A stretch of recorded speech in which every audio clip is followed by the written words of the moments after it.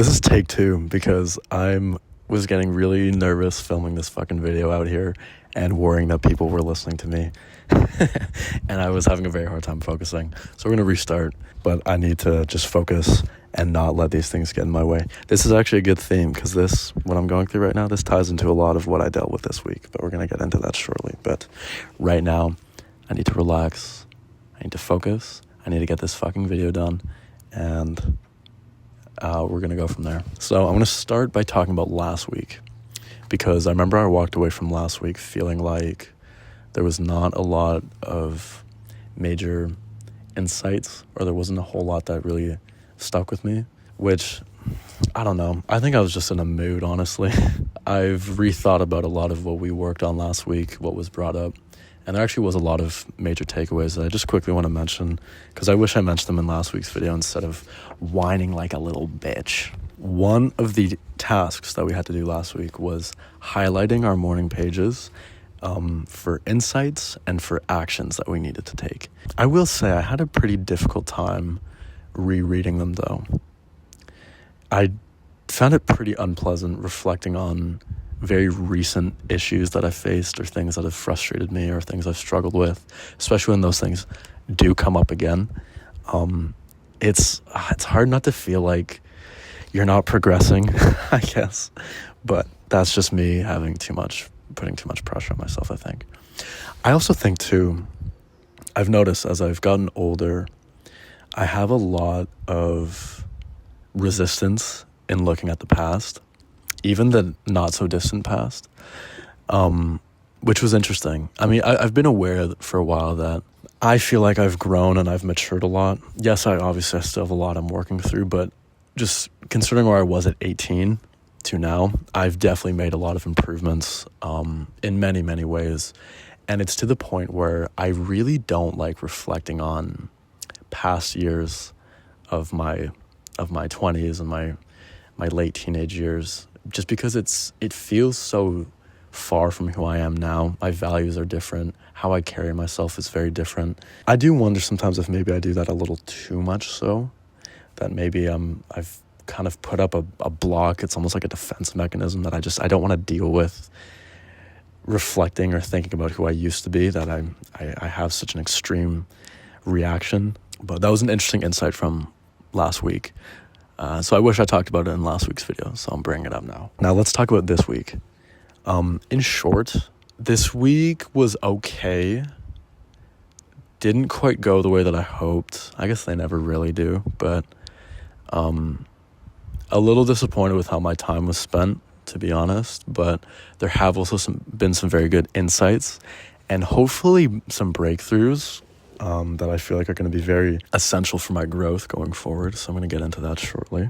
A major point of discussion this week was the creative blocks that we abuse, that we turn to so that we don't have to face being creative or working or whatever it may be. But these things that we used to procrastinate and the unhealthy effects they have in our lives, that was a major, major point of focus this week.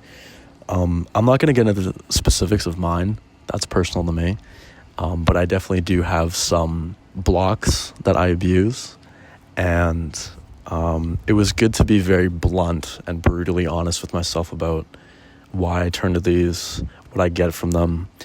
And again, I touched on this last week, but it's really carried forward with me this week in reflecting on who I am and a lot of the decisions I make. And that's the issues I have with inferiority. And I think this is going to be a major hurdle for me to overcome. I'm very glad I'm aware of it, but God, like this week, after making my video, it just really sunk in with how heavily it influences my decisions in so many different ways. And I think that is also what motivates a lot of my blocks. They're all motivated by quelling these feelings of inferiority that have just unfortunately stuck with me growing up. But you know what? I'm glad that I'm aware. We're going to turn this around so that this does not influence me any further, and I can really and truly be my authentic self and be comfortable with that. So we're getting there. Anyways, so fuck these pages. shooting out here sucks because the wind keeps fucking turning them. Whatever. Stop swearing. Very important discussion this week was overwork, and honestly how using work and having a disciplined mindset with creativity is dangerous. Not dangerous, I guess, but not productive, and it does not encourage creativity. And there's been discussion of that in previous chapters, but with it being such a major focus this week, it's made me really try to be a lot more relaxed in my approach to creativity. I do have an experience with that this week that I will get into shortly, but yeah, just really trying to get out of that disciplined mindset. It's funny, I remember when I was 18, I started getting very into like hustle culture stuff, and I was working out all the time. I was getting up early. I was trying to put all these hours into like work and stuff. And it definitely had a big influence on me and how I carried myself through my 20s. Obviously, being disciplined is good. It brought a lot of value to my life. And in certain areas of my life, it's really useful. And it brings me a lot of confidence and self-esteem. So I'm not trying to say I'm trying to be completely undisciplined, but letting go of that approach when I'm trying to do creative work, I think is going to really help me. And again, obviously I've been aware of that for a while. I've been very much emphasizing trying to make creative work more fun for myself, trying to make it feel more like play. But yeah, now more than ever, I really need to do that, especially with recognizing that inferiority plays such a major role in my life. This is the most important time to have fun, make the creative work something to look forward to, and like just let my ego out. I think the other thing that gets in my way, and in a way is a creative block, is when I treat creativity like work, and I see it as like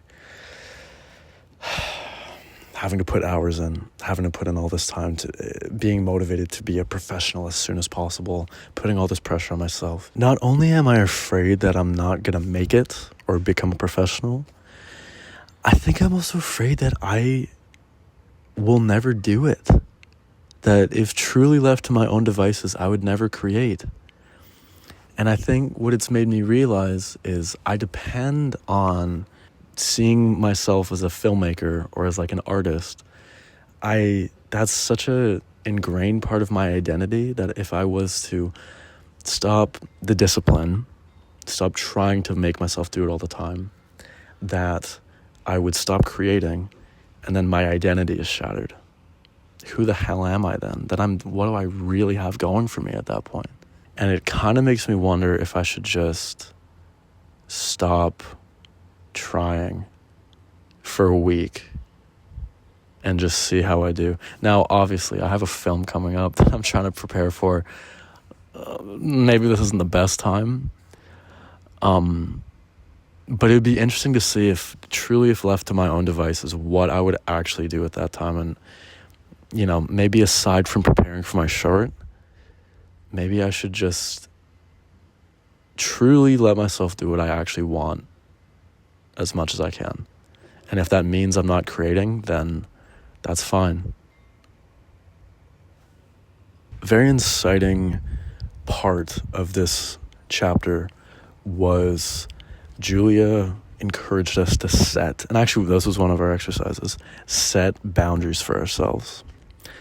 Set a bottom line, rules for ourselves that we will never cross with our creativity or with whatever aspects we have in our lives, whatever things we use to block ourselves. So a big thing for me is thinking about how much time I put into work. And I've set some rules for myself about not working more than certain hours a day, not working beyond a certain time of day, not having any expectations for myself when I sit down, things like that. Another thing Julia got into was, I guess, artists tend to have a fear of drought, which is like the idea that ideas will stop coming to you or your creative inspiration will stop coming to you. I've touched on this a little bit already, but that's definitely something that I face. I think I fear a lot of the time that I'll not want to create after a while, or like ideas will stop coming to me. And the fact of the matter is creative droughts are inevitable. And the only way to get through them is to just keep writing morning pages. I think I might push that for myself a little further and just keep trying to get in the habit of just routinely writing, just no matter what, just putting things out there, even if they're shitty, just getting myself in the habit of just spilling. A big thing that Julia touched on was fame, which I have an interesting relationship with. If I'm being honest, I don't particularly want to be famous, but I do like the idea of being known and recognized for my work. And again, coming back to inferiority, I think this touches on that want to be loved, that want to be seen and recognized as being talented, as just being enough. I think that's, again, something I struggled with a lot as a kid. And I think seeing fame as a way to just silence that feeling in me is something that I've held on to since I was a young boy. And a very important thing Julia touched on how important it was to not measure success or worth from fame. Like, if I never end up being famous, if no one ever sees these, if no one ever sees any of the work that I do, that does not mean that any of it was a waste or that I'm untalented or unworthy. And I think I needed to hear that. I think the only thing for me to do right now is figure out how I can just approve of myself as I am and find ways to just really, it's funny because, people always talk about like loving yourself, but what exactly does that look like, right? That's something I've been thinking about a lot. The only thing that I can really think of is like listening to yourself and your impulses, letting your impulses run from time to time, and surrounding yourself by loved ones, people that care about you, that lift you up, that they see you as valuable. Is that still external validation though? I don't know. It's a tricky thing, right? It's something I've been thinking about a lot, so I'm sure I'll have more to say on that in coming weeks. But anyway, just something to touch on now. There was two quotes that I want to read, which is, "The desire to be better than can choke off the simple desire to be." And the other one is, "The need to win now is a need to win approval from others." Again, this is all feeding into external validation, which I desperately need to let go of. So I'm going to talk about some experiences I had this week that I think were very important for my growth. So on Tuesday this week, I had a free day. I was feeling very musically inspired, and I decided that I was going to sit down, make a song, make it for fun, and just try to enjoy the process as much as I could. And I sat down, I opened up Logic, started messing around. I did follow a tutorial at first, and I started laying some things down. And I remembered, and this ties back to week 6. I remembered in week 6 when my brother made a song, 2 songs in one day, and they sounded really good. I remember what he told me was what helped him structure them properly was chord progressions and laying down chord progressions that he thought sounded good. And so I decided, okay, you know what? I'm going to do that. So I started looking up chord progressions and trying to figure out how they worked and what to pair them with and whatnot. I don't really know a whole lot about music theory, so this is all very new to me. And I got very overwhelmed. And I gave up, and I didn't get a song finished. And honestly, it really just felt like a waste of a day. And I'm actually glad this happened, though, because this is a perfect example of how a lot of my time has been in my 20s. Like, when I have a free day and I decide, not even a free day necessarily, when I have some spare time and I decide, okay, I'm going to use that time to pursue one of my creative passions, that's how it goes a lot of the time. It starts off okay, I'm getting myself comfortable with freeing up my blocks and whatnot, sticking to it, just getting things down and not overthinking it. And then expectations for myself get too high, or there's a certain thing I have in mind that I want to accomplish, and then when I try to do that, I'm out of my depth, I get overwhelmed, and then I stop. That's happened with writing. That's happened with music. This has happened over and over again, and it's really disappointing and frankly embarrassing. I should not be putting this kind of pressure on myself this early. This should really only be for fun. And honestly, this again is a perfect example of inferiority and my ego taking charge. It's putting expectations of myself for these things to be good so that I can feel better about myself instead of letting things just be. Letting things just flow out of me. Letting myself actually be creative.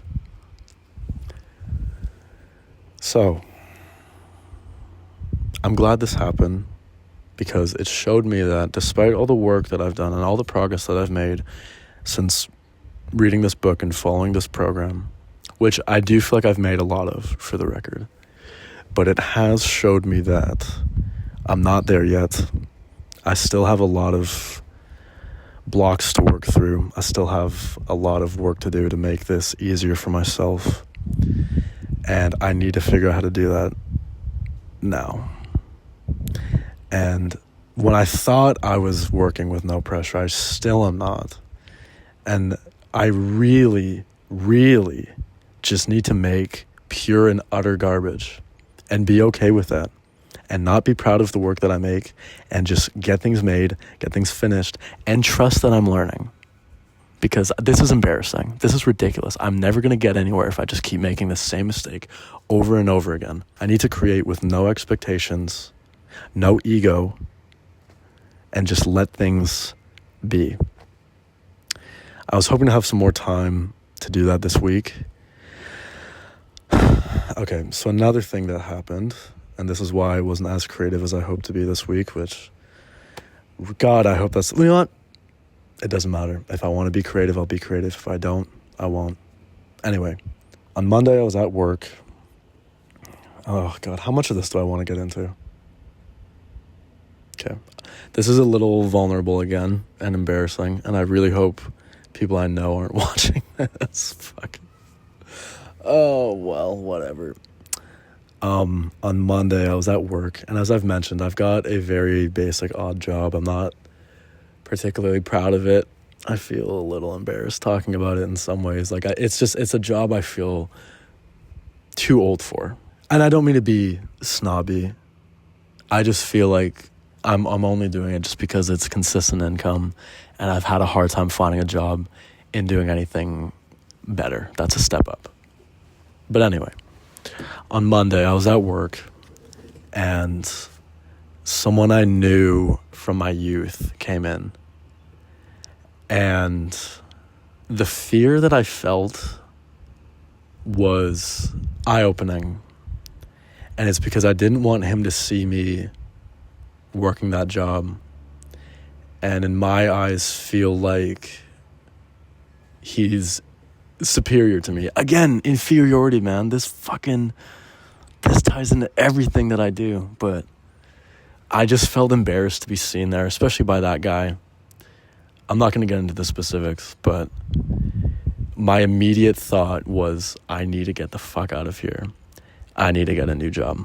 So a lot of this week has been spent doing job applications, which obviously I've been doing for, the last several months, but like really, really focused and getting out as many as I can, more so than I usually do. And basically for the last 4 days, that's all I've really focused on, is just getting job applications out. And it's fucking annoying. And honestly, like, I feel pretty disillusioned by it. I've been doing this for so long. I've been putting out job applications for so long. I've been trying to find new work for like such a long time now that it just feels frustrating and kind of pointless, if I'm honest. But what's the alternative? I stay at this odd job forever.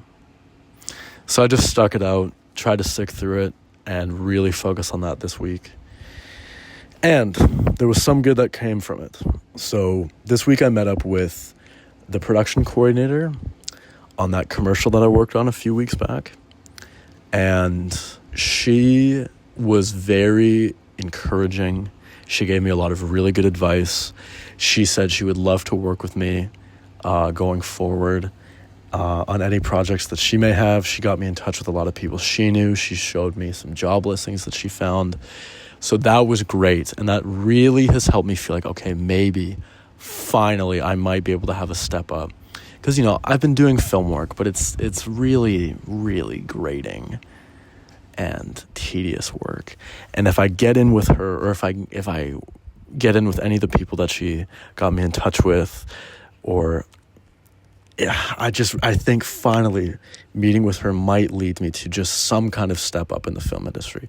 It'll be small, of course, but it's a way to just get out of what I've been doing, and then hopefully a way out of my odd job. And I finally feel like I see a way forward. And that really excites me, because I've been dying for some change for way too long. So I'm really excited about that. So this week has been tough. Has not been particularly fun, at least in the whole work side of things, creative and work side of things. No disrespect to any of the people that I've been meeting up with this week, though. I love you, and I'm glad that you've made time for me. But this has been an eye-opening week. I am still, even when I think I wasn't, putting too much pressure on myself when I'm being creative. I need to be okay with having time away from it. I need to let go of discipline. That needs to stop. I need to make because I want to be creative, and I need to make garbage and completely own it and do whatever I can to let go of inferiority. And hopefully I will be way more creative soon, have a much bigger output, and have a new job. And this is all that I've wanted for the last year and a half. And the fact that it might be within reach soon is really exciting.